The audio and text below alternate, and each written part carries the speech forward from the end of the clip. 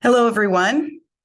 I'd like to thank everyone for joining us today to have an overview of the application process for the City of Toledo's Facade Improvement Grant and White Box Grant.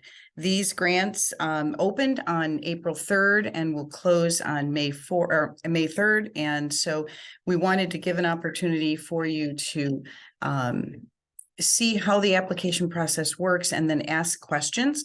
We're going to go through an overview of the application first, and then we'll stop and have an opportunity to answer any questions. You can indicate that you have a question by using the raise your hand button at the bottom of the screen, or you can put your question into the chat. So that we'll stop and we'll ask those questions. Then we have some additional resources to share with you that may be helpful to your project. And when we complete the overview of that, that'll be another opportunity for you to ask questions. So let's jump right into our overview of the applications for the Facade Improvement Grant and the White Box Grant. So both of these programs are part of the Vibrancy Initiative. And the Vibrancy Initiative is a 3-program bundle to help you with your project. The Facade Grant to address the exterior improvements to the building, the White Box Grant to address chronic first floor vacancies, and the Community Reinvestment Area Program, which we'll talk about a little bit later on, which is tax abatement for improvements that are made to your building.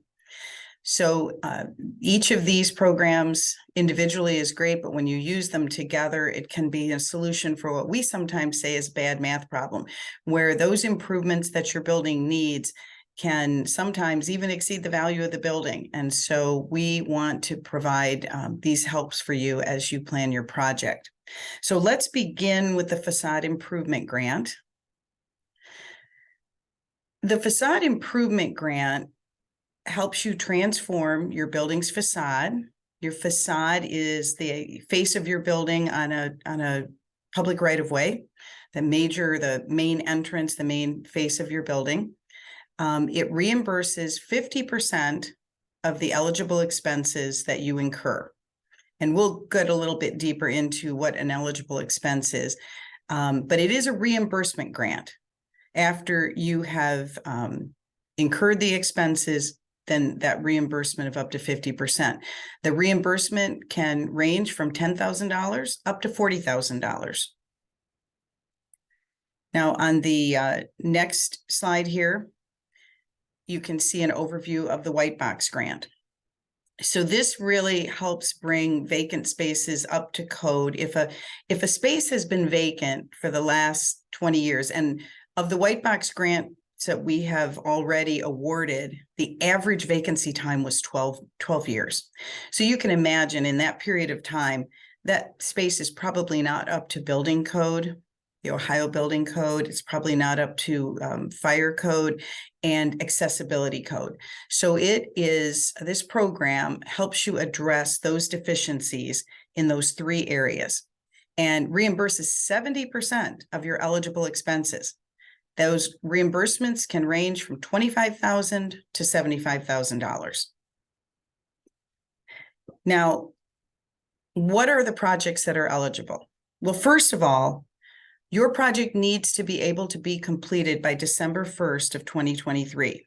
That would mean that all your permits are finalized out, that you, in the case of the White Box, that you've received a certificate of occupancy, and that you have submitted your invoices for your eligible expenses. So you want to think about if your project will be able to be completed by December 1st.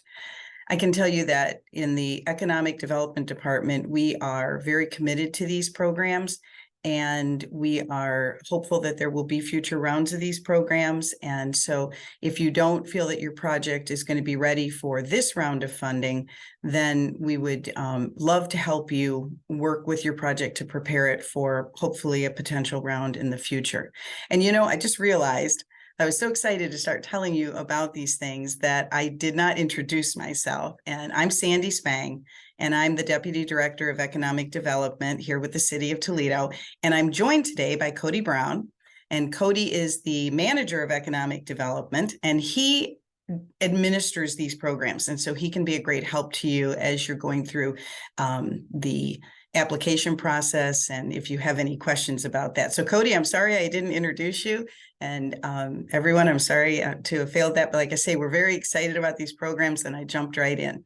So to continue on about eligible projects, so for the facade improvement grant, what we're really looking for is a project that really addresses the aesthetic improvement of the whole front of the building. And so we're looking for a comprehensive improvement of the building's facade. We actually require that you do at least 2 of the eligible activities so that you really make a difference in the appearance of that building. In the case of the white box grant, we want you to comprehensively address the necessary code upgrades so that you have everything that's necessary to receive a certificate of occupancy. That means then that that building is ready for a small business, maybe your business, to occupy the space. So now looking at eligible applicants who can apply. It can be a business, can be an individual, can be a nonprofit, but you must be in good standing with all governmental entities. So no open code violations, current on taxes, utilities, and fees, and the applicant must own the building for which they are applying.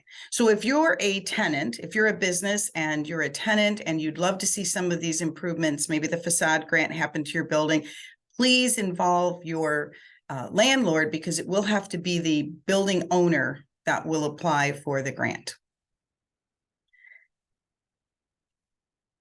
Now, what buildings are eligible? Well, it can be commercial, industrial, or mixed use. And again, as we said earlier, no unresolved code violations. The building can be occupied. It should be either occupied, actively marketed, or have a tenant identified. Or in the case, and so if you have a vacant space, we want to know that you're marketing that. For the facade improvement grant, no building can receive more than 1 grant in its lifetime. So you want to make sure that you're ready to make those comprehensive improvements to the building. Now, in the case of the white box grant, each vacant space can apply for a white box grant. You can apply for one for each vacant space that would be occupied by a individual business, but each space can only receive 1 grant in its lifetime. Now, what buildings are ineligible? If a building is a single family or a multifamily residential use, it is not eligible for either of the programs. If it is exclusively for a storage use, it is not eligible for the white box program.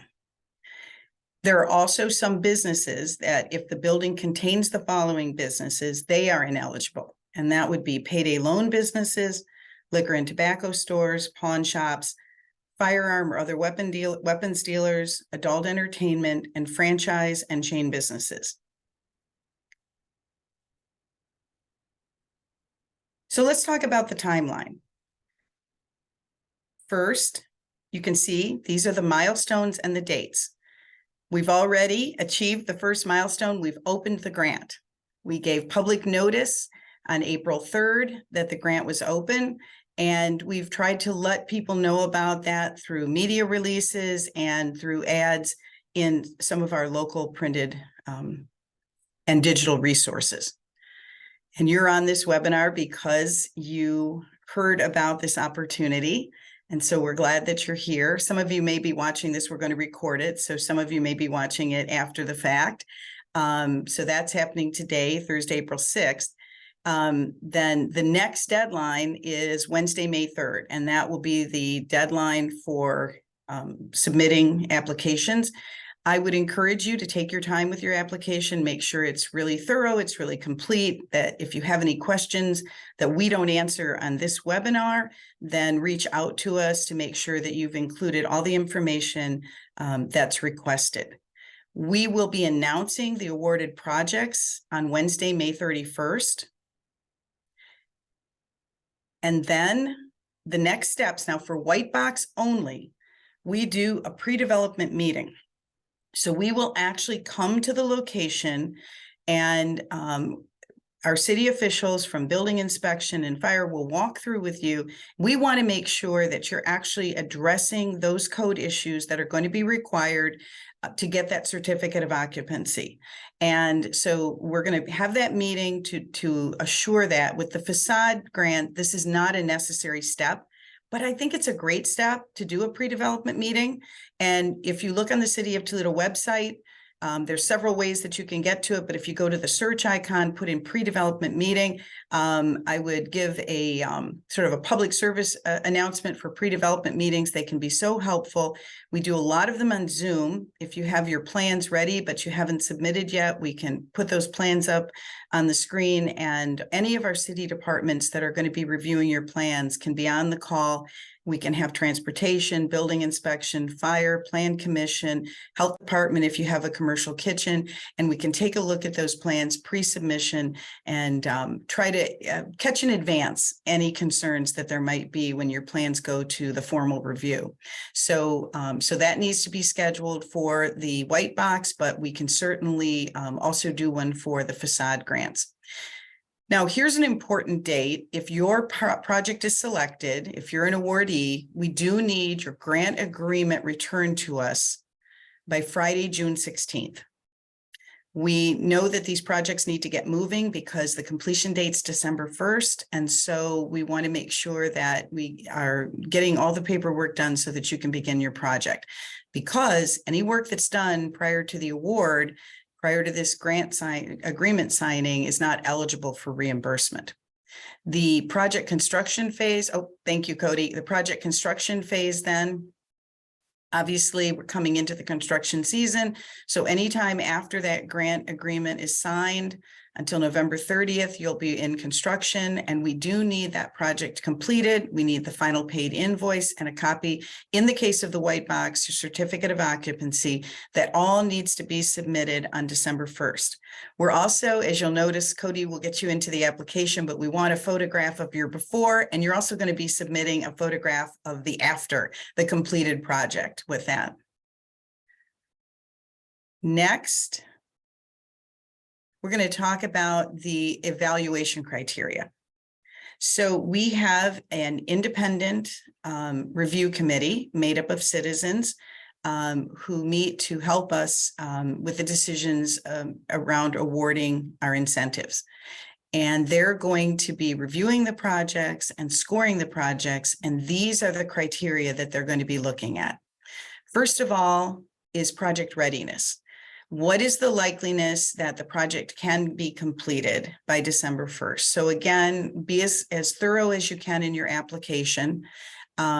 So the lowest score of 1 is applications that lack a clear plan to complete the work by the date, and a score of 5 is going to be awarded to those applications that have clearly identified how they're going to complete that proposed work by the deadline. So that's scored from 1 to 5, and you can see that the criteria have different weights. So this has a weight of a factor of 2. So the maximum score in this category is 10. We go on to historic preservation. This one is very clear. This is simply about the age of the building. It is, I think, a goal for our whole community to preserve those parts of our history, our past, that are represented in our architecture. And so the age of the building is a factor. Buildings that were built after 1971 do not receive points. That's a score of 0. And then it goes upward as the age of the building progresses, with 5 being the highest, a building that was built prior to 1900. So that goes 0 to 5. That has a factor of 3. So the maximum score there is 15 points. Now, neighborhood revitalization strategy areas, some of you may be familiar with this. These are areas of our community that we're focusing our federal dollars, our community development block grant dollars, and our efforts with our partners in the community on these areas. And that's a area, there is an area in East Toledo, historic South, and in the Englewood area. And so there will be a map that you'll be able to see that will indicate if you're in a NERSA, but that is a score of 5 with a factor of 1. So that's 5 points if you're in one of those strategic revitalization areas. Diverse property ownership, if the owner, the majority ownership, so if it's an entity that has multiple members, if more than 51% is held by a certified minority business enterprise, women's business enterprise, disadvantaged business enterprise, veterans business enterprise, or has EDGE certification through the state of Ohio, that is awarded 5 points with a factor of 1 for a total score of 5. Next is the project impact.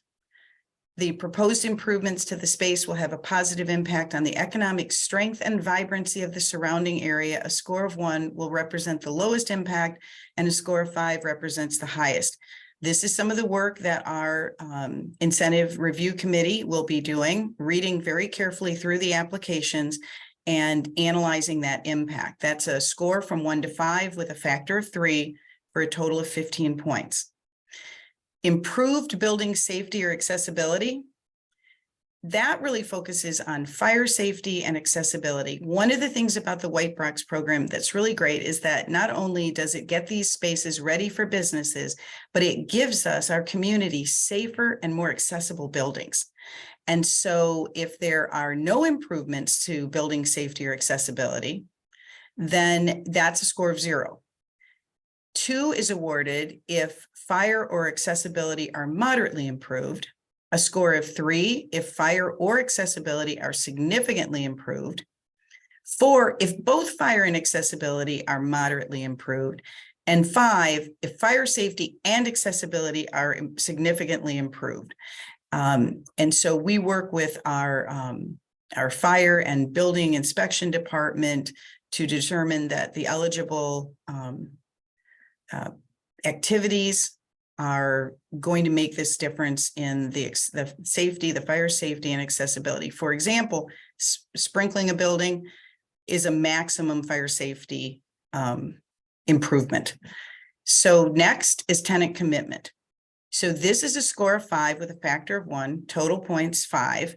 And this is if the property has secured a tenant, and that would be whether it is the building owner who's going to be self-occupying it with their own business, or whether they have a commitment from a business that is anxious to move into that property. And, we see this, that there are people who they've got their eye on a building, they would love to put their business in that building, but the building isn't ready for them to move in. So that is really the goal of this, is to make these spaces first floor, so they improve walkability, but to make these spaces ready for businesses to occupy. And then diverse tenant. If there is a secured tenant and that tenant has any of those certifications I described earlier, MBE, WBE, DBE, VBE, or EDGE, then there's a score of 5, this factor of 1, so a total number of 5 points there. And that maximum score on the White Box is 70. So that's our scoring criteria for the White Box program. The Facade Improvement Grant is very similar. All of these you've already seen with the White Box. They're the same. Project readiness, historic preservation, if it's in a NERSA, and if it has diverse property ownership.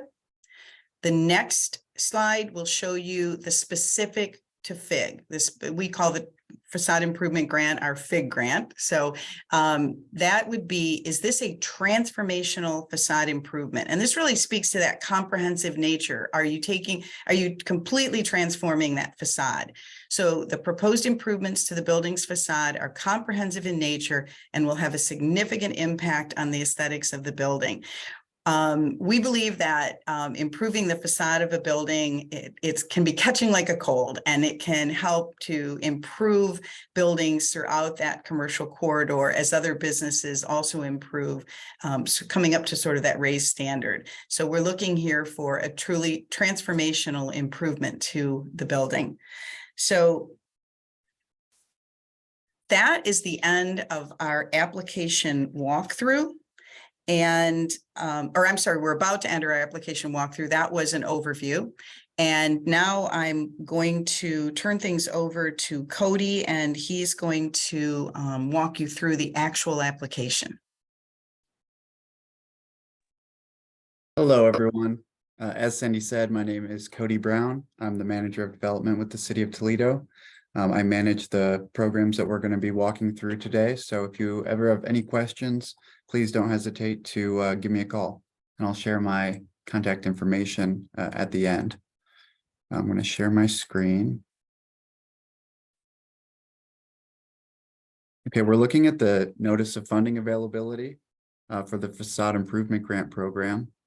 I'm going to scroll down here. We have the link for the Zoom Grants application. This can be found in the NOFA in several different places, as well as many places on our website. So if we open that, it takes us to Zoom Grants. From here, you'll create a new account. I'm going to enter an email for our demonstration purposes.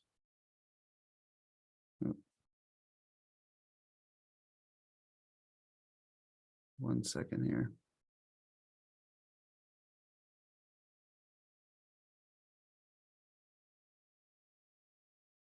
Okay, let's try that again. We'll create a new account.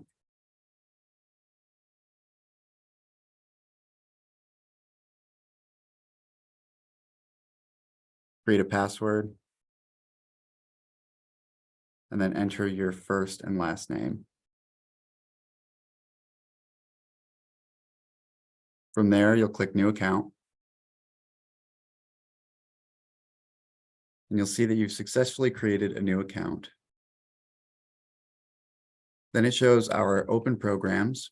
We have FIG and Whitebox. We'll start with the FIG application. So when you want to apply, just click Apply here, and it creates your application. All of this information at the top of the page exactly mirrors our NOFA, but we'll scroll down. To see our application. So you'll see that the application is broken out into 4 different tabs.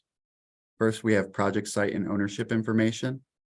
You'll start by naming your project. And then you'll put in the amount requested. So this is how much you're requesting from us for the grant.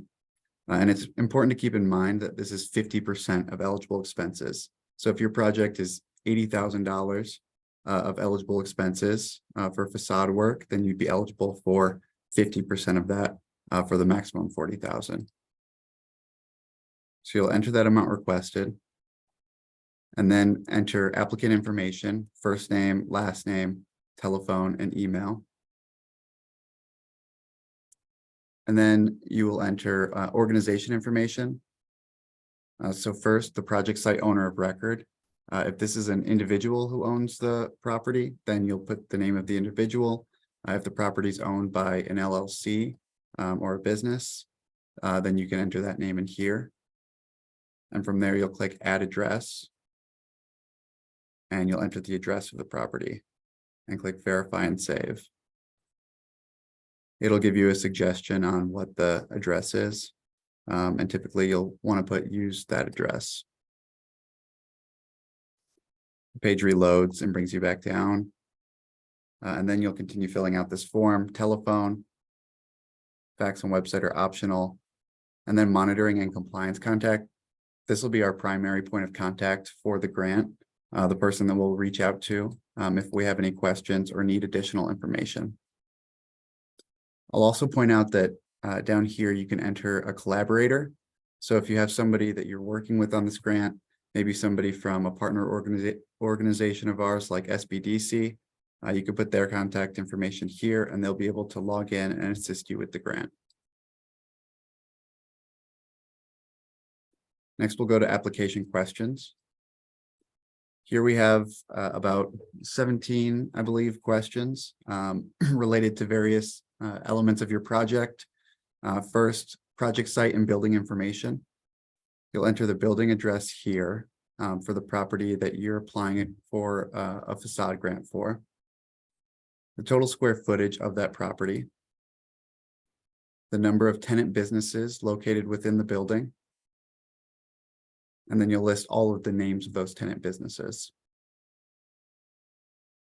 The number of individuals employed within the project site building, and the total square footage of vacancy.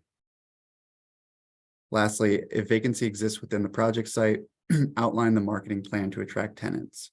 So this might include, a marketing brochure listing the site in different listing websites or what have you. You just want to detail this here. And then there's also in the document upload section, an opportunity for you to upload a marketing brochure or any other related documents to marketing the site. Our next section is project site owner information. First, you'll enter the tax ID number of the project site building owner of record. So again, that's either the individual's social security number, or if it's owned by an entity, then you would enter the EIN number. List all individuals with an ownership interest in the project site building and indicate their percentage of ownership. So there's an example here. You'll put the name and the percentage followed by a comma. Project information. First, you'll describe the improvements you intend to make to the facade of the project site and the total estimated cost of those facade improvements. So these two questions are really going to give us an idea of what you're doing, which will inform both us and our reviewers from our incentive advisory committee of exactly how you intend to make a comprehensive facade improvement to your space. If the facade improvements are part of a larger redevelopment of the project site, detail the additional improvements you intend to make. So you can enter that information here. And this is really meant to give us an idea of the entire project outside of just the facade improvements, if it's part of a larger redevelopment. Here you'll enter the cost of those additional improvements. Note, don't include the facade improvements that were detailed in these above questions. Next, it asks to provide a detailed explanation of how the proposed improvements to the building's facade are comprehensive in nature, how they will have a significant impact on the aesthetics of the building, and the necessity of receiving the facade improvement grant. So this question is really asking you to plead your case as to why this project will be beneficial to both the building and the surrounding area, and it will inform the transformational facade scoring criteria that Sandy went over. Question 15 asks you to certify the following by initialing. So you'll put in your initials stating that you understand and have read each of these items. Question number 16 asks if you have any of these certifications. So you'll do a check mark for each of them that you do have. And again, that's worth up to 5 points on the evaluation criteria. This question's accompanied by a document upload. We'll get to it later in the document section. You'll see that you can upload your certificate to verify that you have these certifications. Question number 17 asks to provide a detailed timeline that demonstrates the applicant's ability to complete the project. This question specifically gets at evaluation criteria, project readiness, which has a max score of 10 points. So this is your opportunity to identify that you have a timeline and that you can actually complete the project before December 1st. That completes the application questions section. Next, we'll get into the budget. So the first table in the budget section is expenses. Sandy mentioned these briefly earlier, but I just want to point out that these expenses listed here exactly mirror the expenses listed in the NOFA. So you'll see building facing materials, windows, doors, gutters and downspouts, stairs, ramps, sidewalks on private property, permanent deck or patio, exterior lighting, exterior painting, awnings, canopies, non-commercial artist, mural approved by the Arts Commission, walk-up service window, or crime prevention through environmental design elements. Depending on which of these you'll be utilizing in your project, and as Sandy said earlier, it has to be at least 2 of these expenses. You'll enter the amount that you'll be spending on that expense. So if, say, you were adding doors and windows, you would put the expense for windows and the expense for doors. After you enter each of those expenses, and we do have several fields here where you can write in an expense. We did that just in case there's something we missed or you feel you want to notate. But for the most part, these are what you should be using. But these are just here in case you need them. It does have a total field here, so any amounts that you put in these spaces will be totaled. And then we have our funding sources table. Here you write in where the funds are coming from. So if it's from yourself, you could say, self-funding, or, funding from the entity who owns the building. Or you could maybe have loans, or the facade grant. Whatever your funding sources are, list those here and the amounts, and those will total as well. One important thing to note here is that this total for the project costs should equal this total for funding sources. So you want these two to match so that we can see that you have funding available to complete all of this work. And then again, 50% of this is what you're going to be requesting over here in project site and ownership information. So 50% of that number from the budget is what you should be requesting. Lastly, I'll go to our documents section. These documents requested also completely mirror the documents requested in the NOFA. They're all listed out. You'll see some are required and some are more situational. First, we have copy of commercial building insurance policy, applicant's W-9. I'll point out here that we have a template form. We have a template form for several of these. It just gives you the form to fill out and then you can upload it.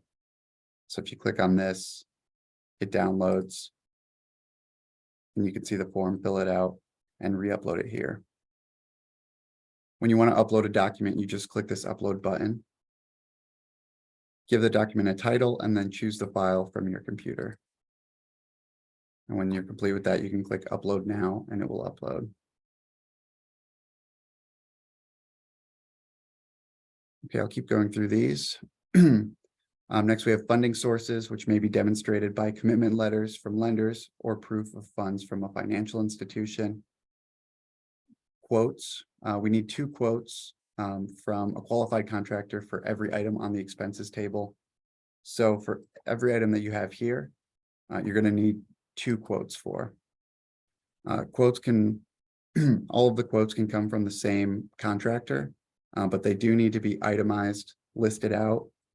Sorry, I'm going to clarify there. The expenses can be all from the same contractor, but you need 2 separate quotes from different contractors in order to qualify those expenses.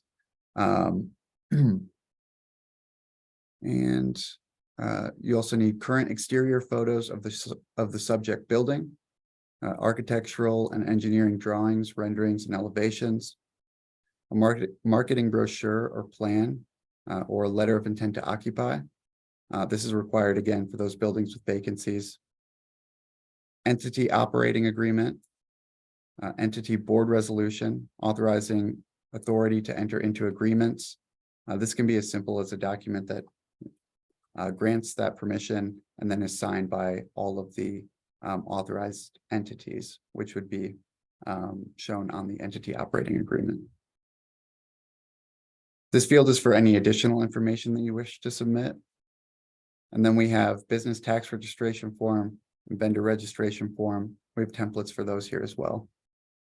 And lastly, your certifications can be uploaded here so that we can verify minority-owned business or women-owned business certifications that were mentioned in the previous question. And that completes the walkthrough for our facade improvement grant. I'm going to switch over now to our white box grant. And there's a lot of similarities here, so it's not going to take me the same amount of time to run through that. And I'll point out the differences as we go. So we'll click apply now.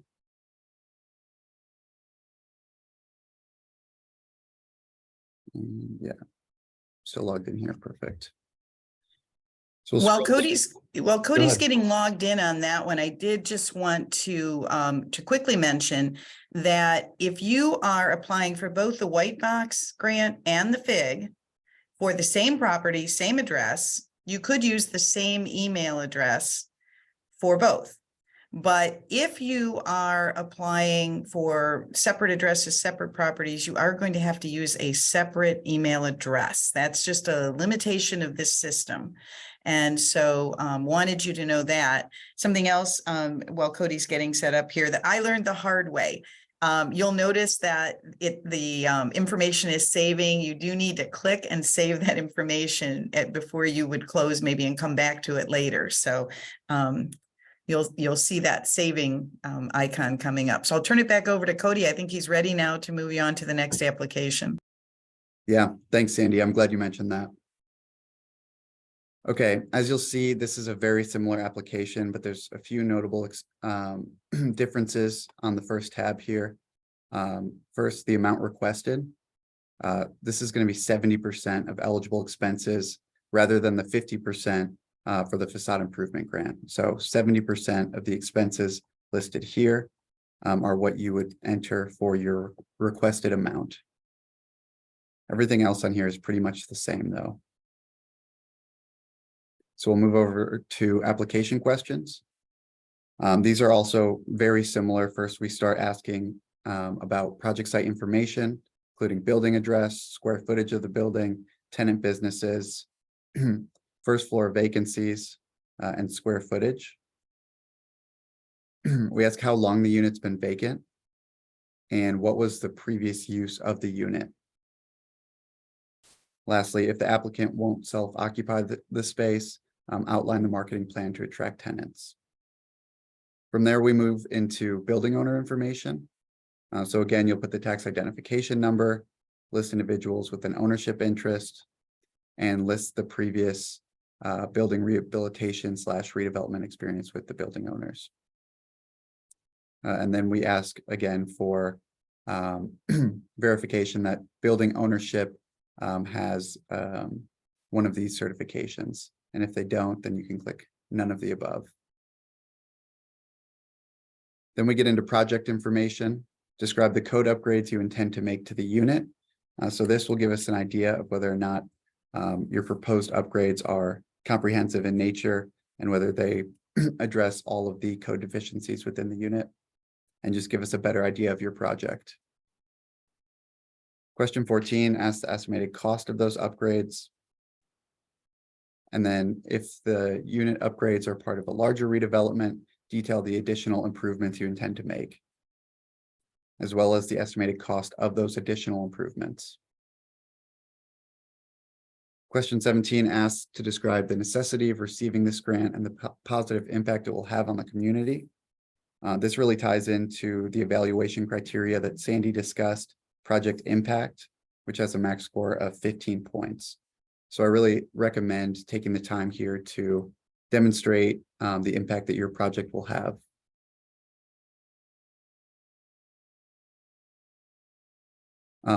Question 18 asks if your tenant has any of these certifications. So again, as Sandy said, the facade grant just asks if the building owner has one of these certifications for 5 points towards your maximum score. For white box, it also asks for building owner as well as tenant. So that's a total of 10 points between those two. We have self-certification statements here. You can initial stating that you understand each of these items. And then lastly, provide a detailed timeline that demonstrates the applicant's ability to complete the project, and that really speaks to the project readiness evaluation criteria piece, which is a maximum score of 10 points. That completes the application questions. Budget. This is largely the same in structure. So you have funding sources that you'll list out as well as the amounts. These two should match again. But this expense table is a little bit different here. Each of these fields are completely customizable. So you'll write in what the expense is, identify which code it's going to be making an upgrade to, and then finally the amount of that expense. For reference, I'm going to show you, this is on the NOFA as well as here on Zoom grants. You can see the eligible expenses. Here they are. So as Sandy said, the White Box program provides funding to bring spaces up to code and help them get a certificate of occupancy. Eligible expenses address deficiencies in code improvement, building code improvement, accessibility, or fire code. So each of these expenses here, eligible expenses are listed out. You could have HVAC, plumbing, electrical service upgrades, lighting, rough-in, repair or replacement of drywall, plaster, or masonry walls, excluding finishes. For accessibility improvements, restrooms, excluding fixtures and finishes, except Ohio Building Code required accessible toilet and sink, and accessible route compliance. And then lastly, with fire code improvements, sprinkler, fire rated walls, stairway enclosure, and fire alarm system. But all eligible expenses must comply with zoning and building codes. And any expenses incurred prior to the execution of your grant agreement are not eligible. They also must be performed with required permits. Sandy, do you have anything you want to add to that? Sure. That I think we have a question in the chat that we can answer at this point. Because we said that this is a reimbursable grant, there was the question, what if work has already been performed? And as Cody just stated, we can only reimburse work that's performed after a grant agreement has been signed. So the answer to that would be if the work has already been completed, you can't apply retroactively for a grant. Can you scroll back to those eligible expenses, Cody? Because I have had some questions about these. And so, you have in each of these, I think, some pretty clear guidance about what is allowed, but finishes are not. Now, light fixtures, for example, would not be eligible except those light fixtures that serve life safety. That would be your exit signs, your lighted exit signs. Otherwise, you can rough in for the lighting, but the fixtures would not be included. And on the issue of the certificate of occupancy, you can see there it says at a minimum a business, which is a B use, or mercantile, which is M use. So, for those of you who are on this call who are familiar with the building code, different parts of the codes kick in depending on what use you declare for the space. And if you don't have a tenant yet, you may not know what use you want to declare for that. If you already know that you're going to be putting a restaurant in, and that's a given, then you're going to go for one of the A classifications, assembly, maybe an A3, for example. But if you're not sure, usually what a landlord will do, a building owner will do, is go for that general business or mercantile. That's kind of sets the bar a little lower if you're not sure. And then later you may need to add some things, customize some things for the tenant that you acquire, but that's kind of the general. So it doesn't mean that you can only go for a B or an M use on your certificate of occupancy, but that would sort of be the default if you don't have a tenant yet. So I will be happy to talk about any of these if there are questions about them. But hopefully your contractor will work with you, your architect will work with you to identify those things that will meet the code upgrade requirements. Cody, I'll give it back to you. Awesome. Thanks, Sandy. Okay, we'll scroll back down here. So again, you'll write out the description of the expense, select which code it will be upgrading, and then write the amount for each of the expenses that you're requesting reimbursement for. Then lastly, again, we have the documents section. This exactly mirrors the document section that we went over for FIG. And so lastly, I'll just note that when you're ready to, I didn't click this apply now when I started for this application, but when you're ready to submit, there's a submit button at the bottom of the screen. Sometimes when you try to submit, you'll get an error stating that you didn't complete a question or provide a required document. So it'll tell you what question or document that was. So you can go and check and answer that. It's possible that you're getting that notification and you did actually answer that question or you did upload that document. In that instance, I recommend just refreshing the page here and then going back to submit. And typically it goes through after that. But again, if you have any issues as you're going through these applications, please don't hesitate to give me a call and we're happy to walk you through it. So I think we'll go to some questions now. I have a few things that I jotted down that I thought we might want to share with you. You saw that crime prevention through environmental design eligible expense under the facade improvement grant. And I wanted to share a little bit about that. Our entire city is divided into sectors for the Toledo Police Department, and each of those sectors has a community service officer. If you don't know who your community service officer is, I recommend you take a look at the Toledo Police Department website, and you can enter an address and find out who that is. And they can be a great help with chronic problems in your community, but also they can help you schedule a crime prevention through environmental design assessment of your property. And an officer who has special training in this area will come out and will talk to you about the things that you can do to improve the safety of your building. Sometimes it's lighting, sometimes it's adding some cameras, sometimes it's removing landscaping. But if there are recommendations from the officer who does the assessment for improvements to your facade to make your facade safer, then those become eligible expenses. So I wanted to share that.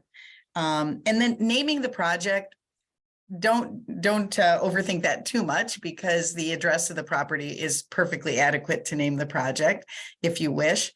Now, to go to some of the questions, Cody and I, we'll tackle these.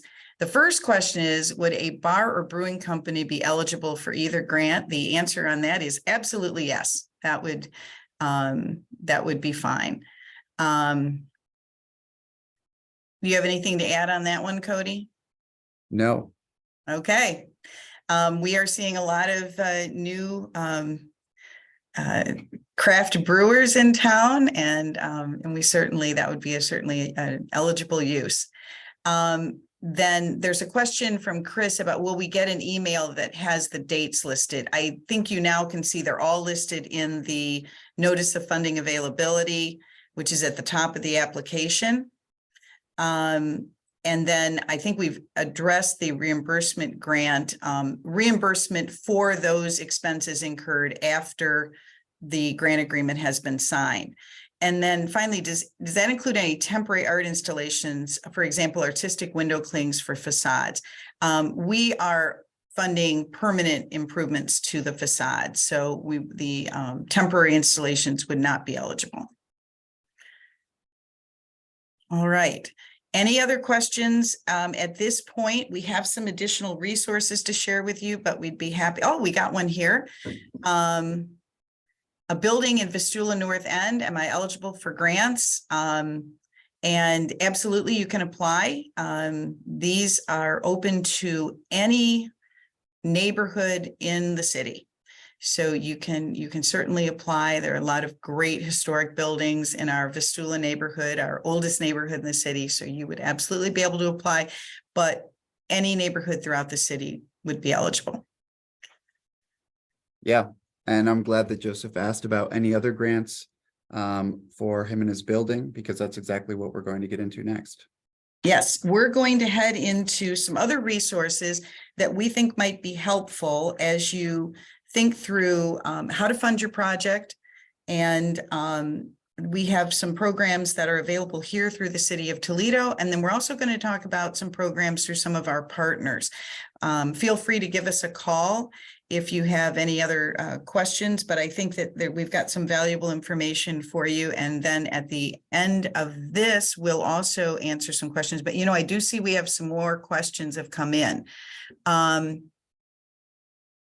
Do you need to provide a completed vendor registration form for each vendor? We request a form. No, that is not. The vendor registration is for the owner of the building. That would be for the entity or individual that owns the building. That's a requirement for receiving a grant from the city of Toledo. So that is just for you. Anything to add on that, Cody? No, but I am really glad that Irma asked that question. I could see how that would be confusing. Yes, that would be.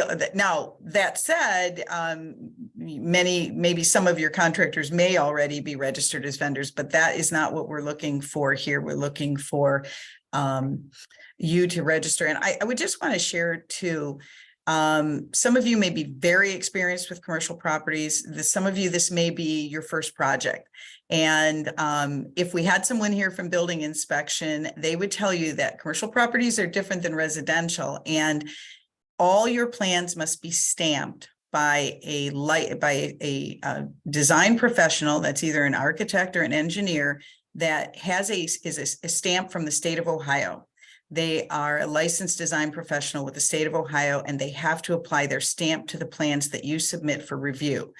After your plans are reviewed and approved, provided there are no correction letters that you need to respond to, then you can pick your permits up. You'll get notified that you can pick up your permits.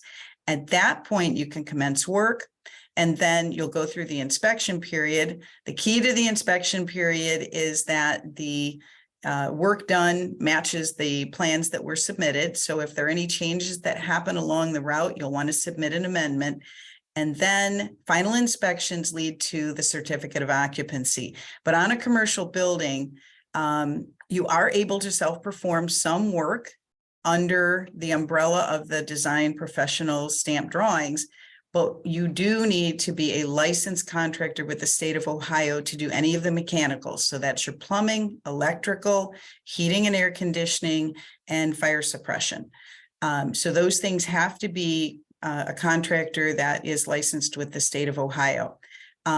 Without a permit at all, you can clean a building, you can paint, you can replace ceiling tiles, but not the grid, and you can replace flooring.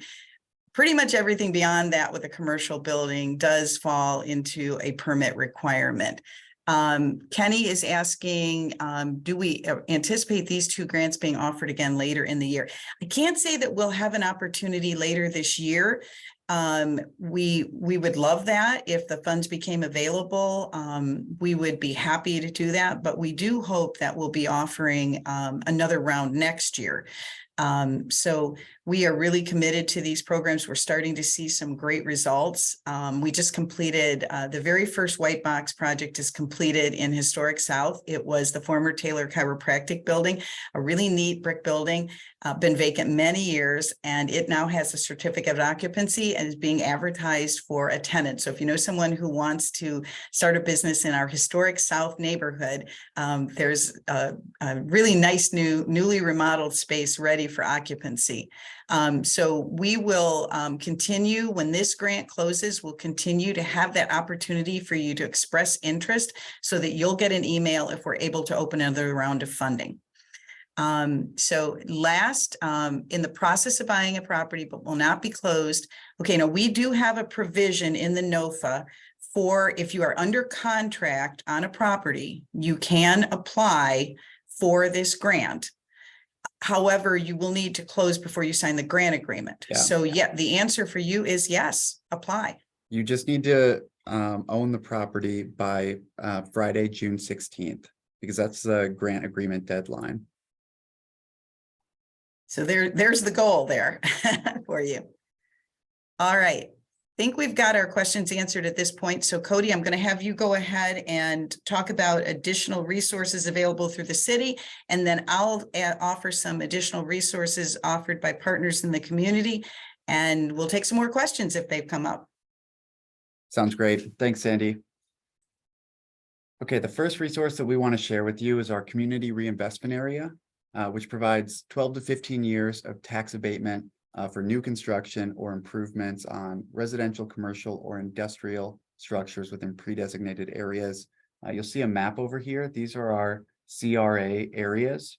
If your building's located in one of these, and you may be eligible for a CRA, you can find out if you're located in one of these areas by going to the CRA website, or you could go to our vibrancy page, which links to the CRA webpage, and type in your address to see if you're located in one, and then apply.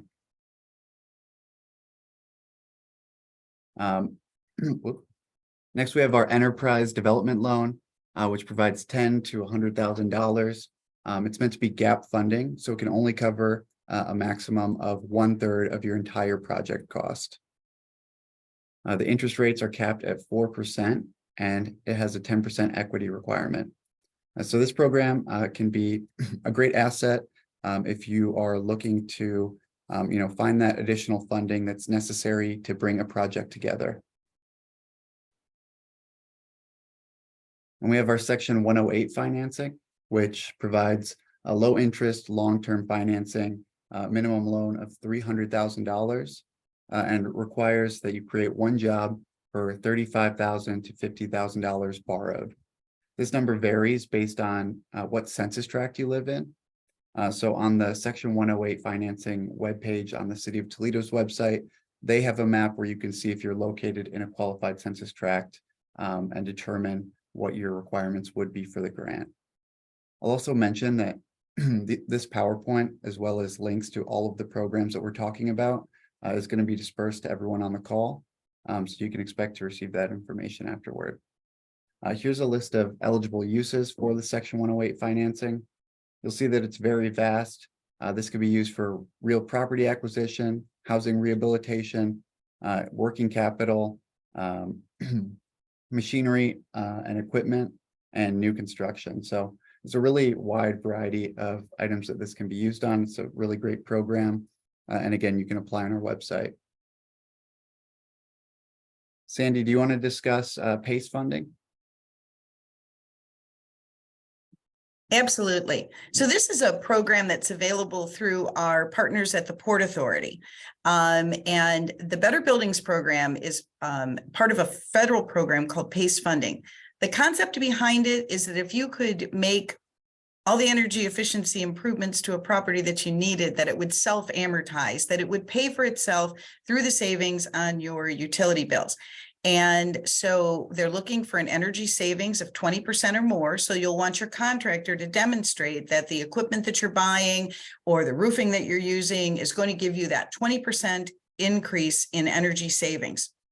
There are a lot of things that are eligible, and you're really going to see the overlap with some of our grants.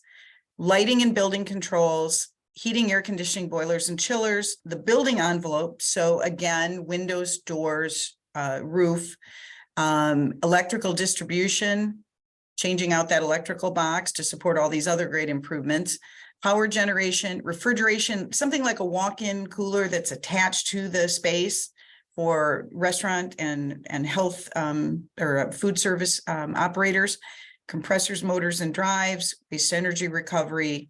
Can see that even solar is included. So the way this works is that funding is provided by the Better Buildings program.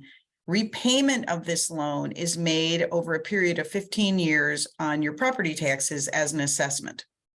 It will only finance up to 1/3 of the value of your building. One way to approach that, though, is to have the property appraised as completed, which can give you some more room for funding.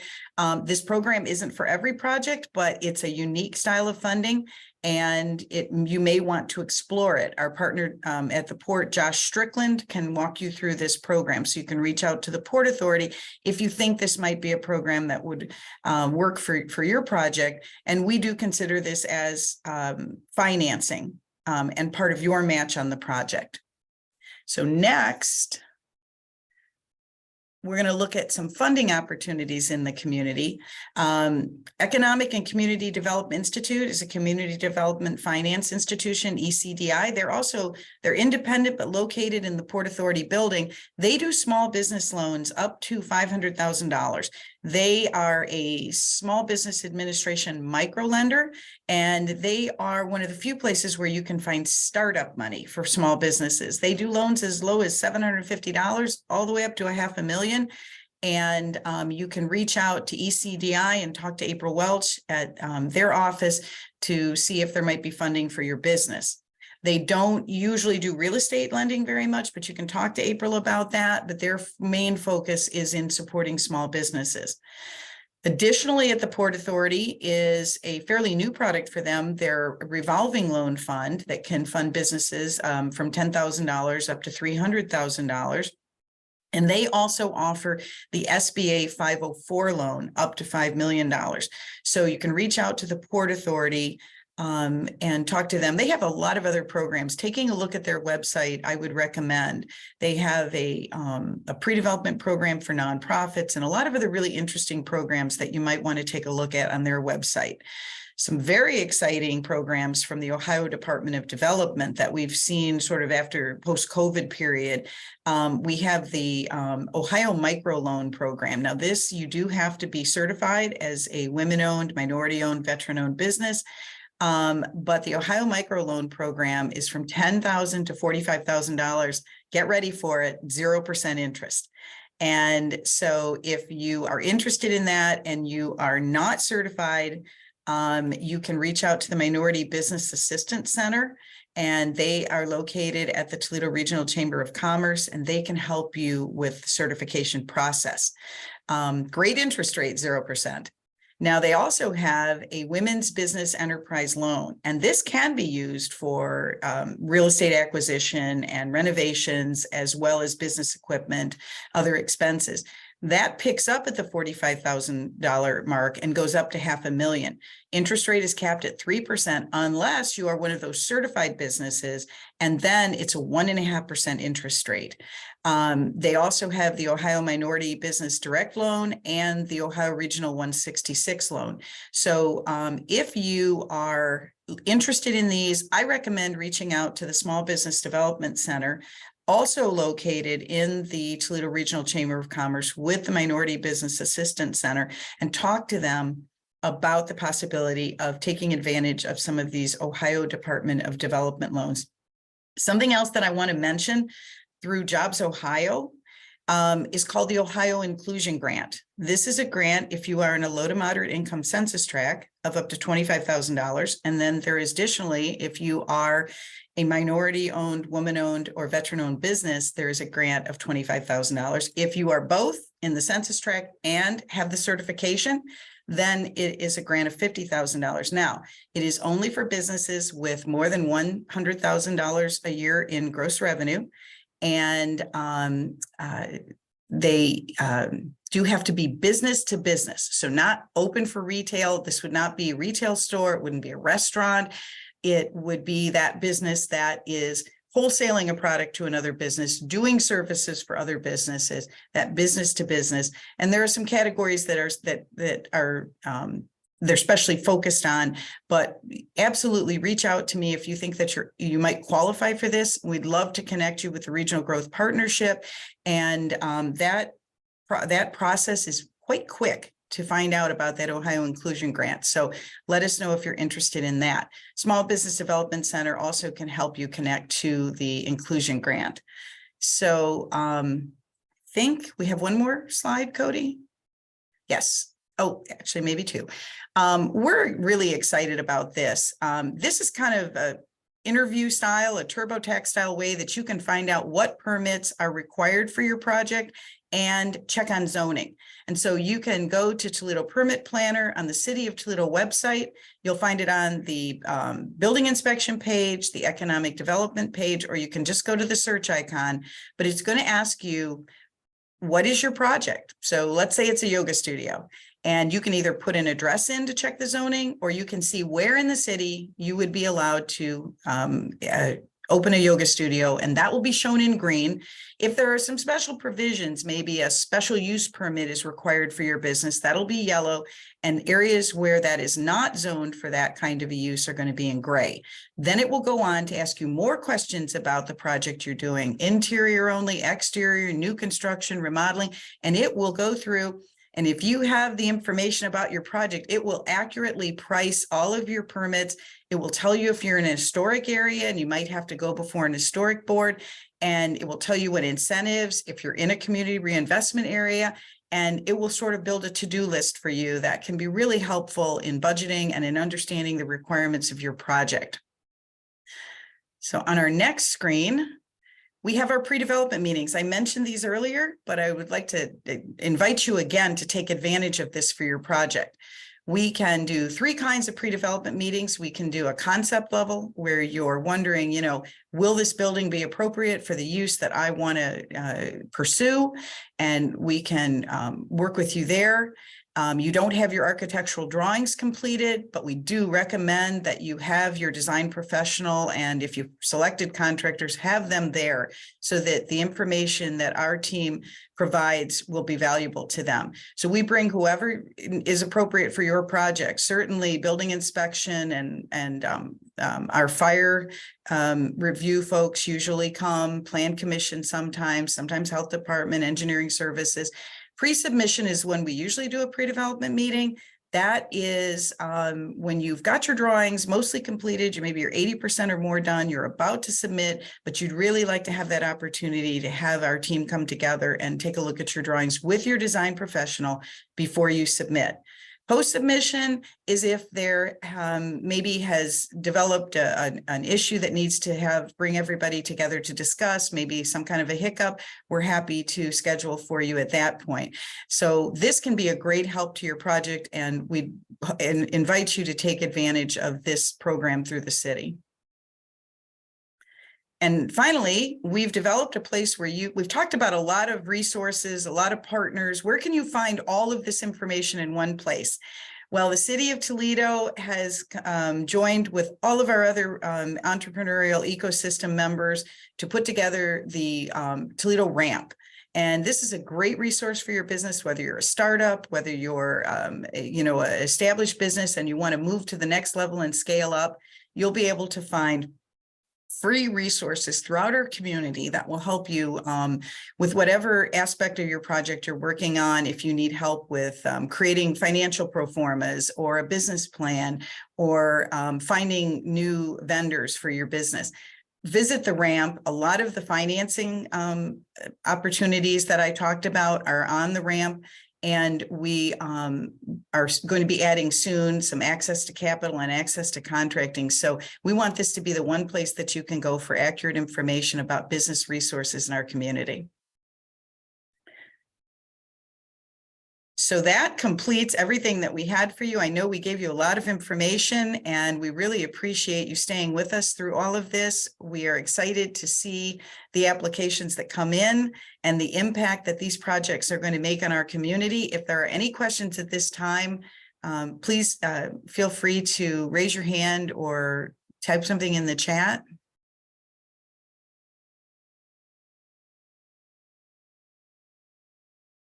Cody has given his contact information here, so he's available if you run into technical problems with Zoom grants, or if you have questions about any aspects of this program. Don't hesitate to reach out to Cody, and we'll be sure to try to get the answers that you need. Or if you need some connection to any of our partners that we talked about, happy to make those connections as well. Oh, we do have a question remaining here. Oh, thank you. Oh, thank you. You've given up your time here. And we know that everybody on this call is interested in making Toledo a better place.